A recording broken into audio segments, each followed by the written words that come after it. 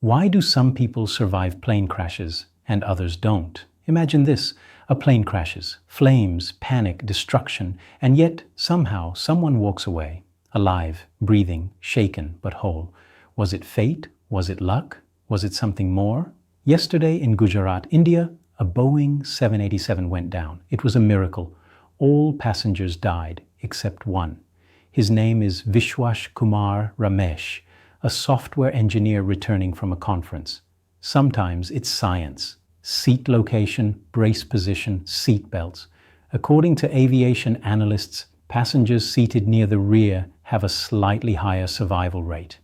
Wearing a seatbelt, you're twice as likely to walk away. And then there's timing. 1 second too late to duck, to exit, to breathe, and everything changes. But let's zoom out. In 1971, Juliana Kipke fell 10,000 feet from the sky when her plane exploded midair. Strapped to her seat, she landed in the Amazon rainforest, alone. For 11 days, she walked barefoot through the jungle, surviving on rainwater and knowledge passed down by her zoologist parents. She was 17. Today, she's a scientist and still tells that story. In 2009, Bahia Bakari, a 12-year-old girl, survived a crash over the Indian Ocean. No life jacket, no raft. She clung to floating wreckage for more than 9 hours until she was rescued. She was called the Miracle Girl. And then there's Vesna Vulovic.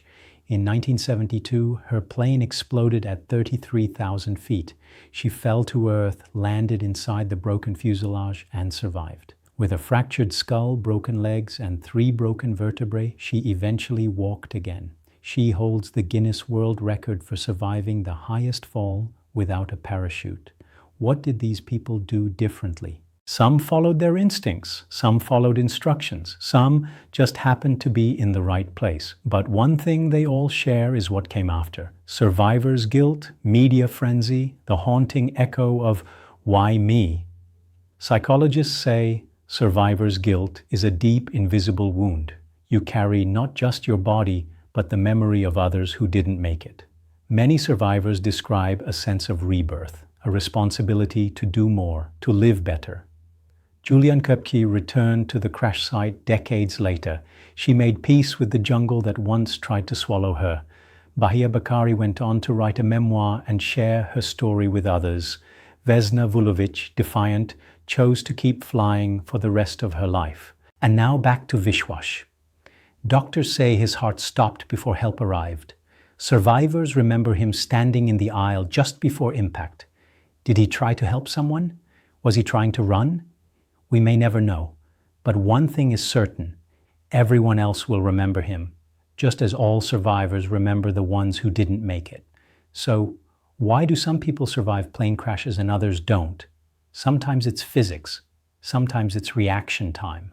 Sometimes it's something that defies explanation. But one thing is always true. Survival is more than escape. It's what you do with your second chance. So tell me, if you were the one who survived, what would you do differently? Would you live louder, love deeper, take fewer things for granted?